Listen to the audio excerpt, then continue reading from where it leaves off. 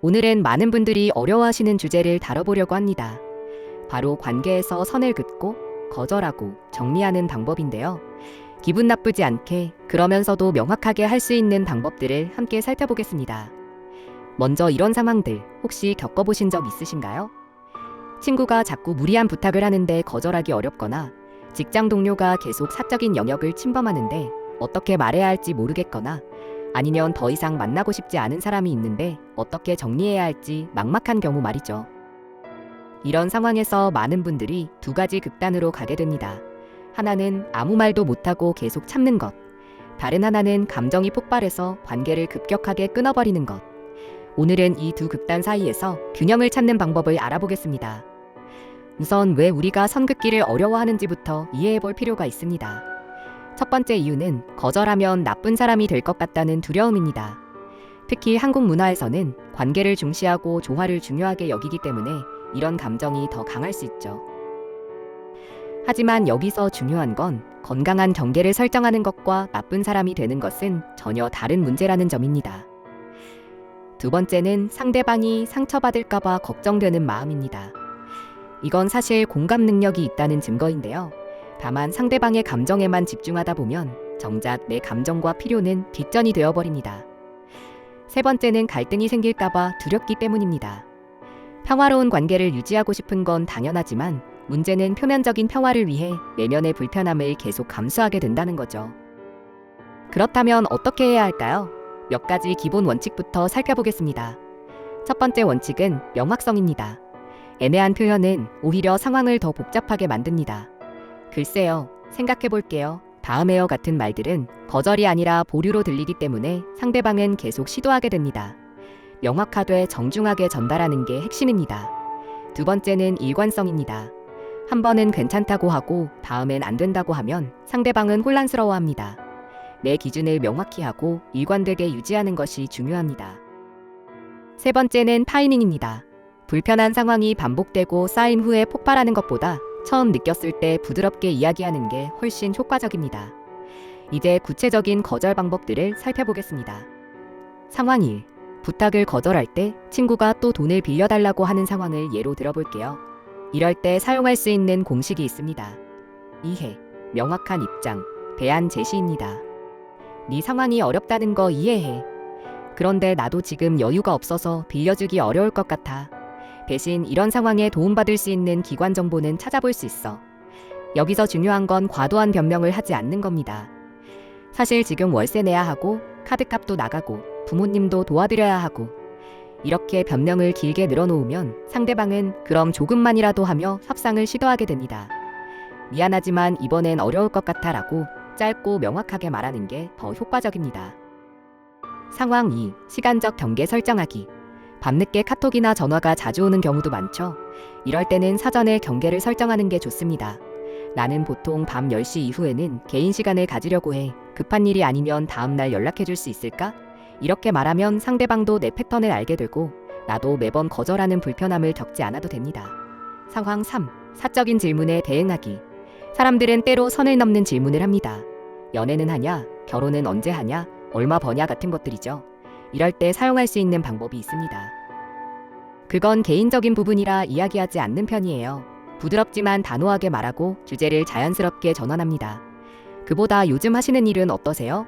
만약 상대방이 계속 물어본다면 말씀드렸듯이 그 부분은 이야기하고 싶지 않아요 라고 반복하면 됩니다. 여기서 핵심은 감정적으로 반응하거나 긴 설명을 하지 않는 것입니다. 상황 4. 모임이나 약속 거절하기. 이번엔 어려울 것 같아. 즐겁게 다녀와. 이 정도면 충분합니다. 많은 분들이 죄송한데 그날 다른 약속이 있어서요 같은 구체적인 이유를 대려고 하는데 사실 필요하지 않습니다. 특히 반복적으로 거절해야 하는 상황이라면 매번 새로운 이유를 만들어내는 것도 피곤한 일이죠.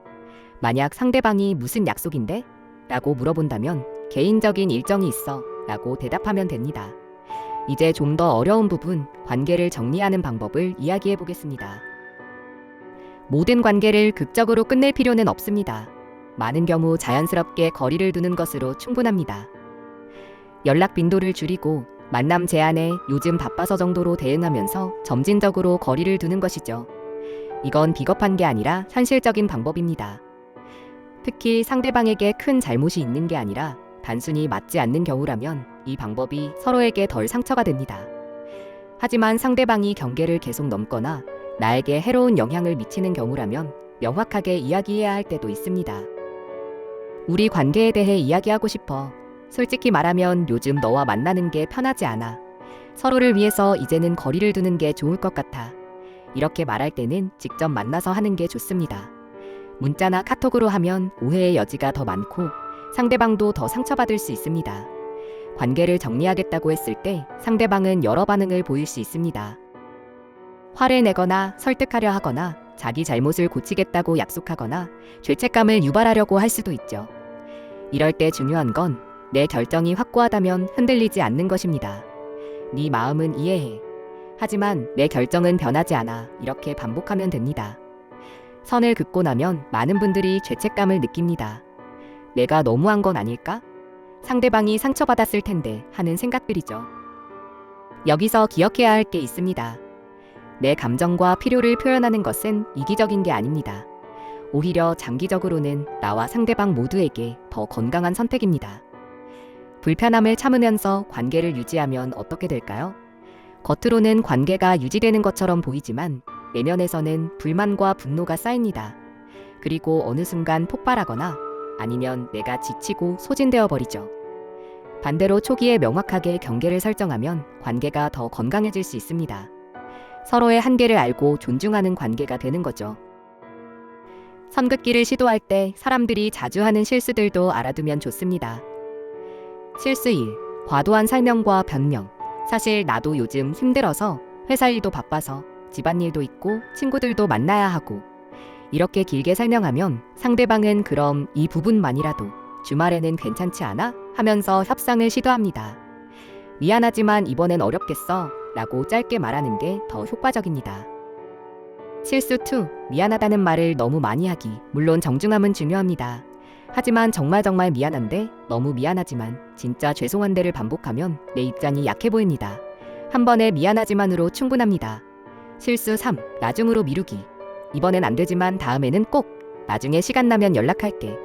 이런 말들은 거절이 아니라 보리입니다.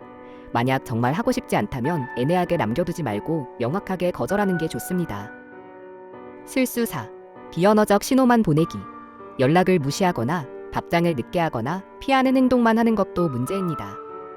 상대방은 혼란스러워하고 관계는 어정쩡하게 남아있게 됩니다.